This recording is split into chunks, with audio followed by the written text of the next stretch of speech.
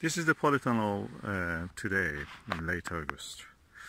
As you see, there is a few leaves more than what is necessary, and there is also some tops of the plants that have grown there, top of the tomato.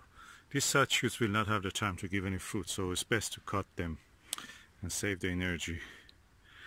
So I'm going to choose which one I'm going to cut and provide more air ventilation, less respiration here, so it will be less damp. Other than that, I will start to plant more autumn and winter crops, as I have done there. You can see I've started to do it with the things like the sorrel and the chives and the coriander, and also have a seed bed somewhere there. And that's it. I will be doing this. I'm cutting these extra leaf is that we live in the 51 degrees north of the equator in Britain. The sun will go really down quick from here up to October, then to December. So the days get shorter, the amount of the sunlight available for photosynthesis by the plant's leaves will be reduced dramatically. So we have to make the tree actually puts its energy to ripen the fruits. The ones that are here will have the time if we let the plant gives its energy to it.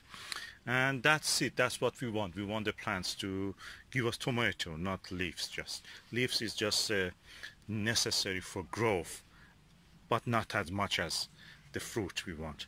It's just enough to have a few leaves on the top, and the rest of it can ripen the fruit that it already has.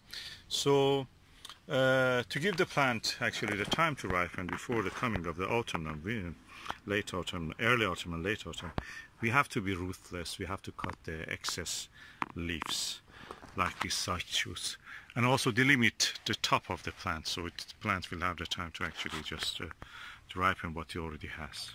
For meaningful and tasteful fruits, otherwise they just go green and they're not very tasteful. They're not nice.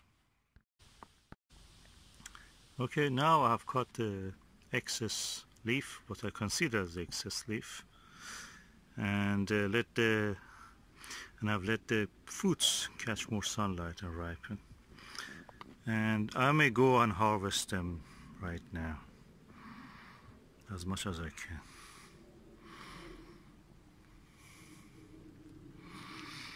Many of them are ready actually.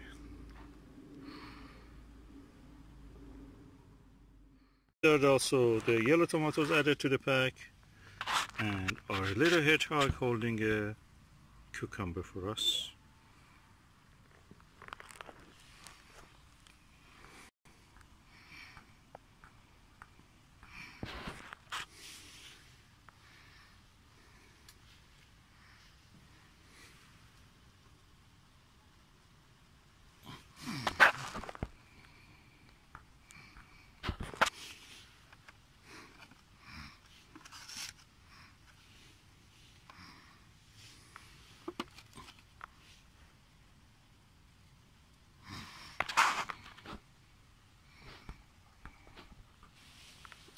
This is our hedgehog holding tomatoes and a cucumber in the background of our pond.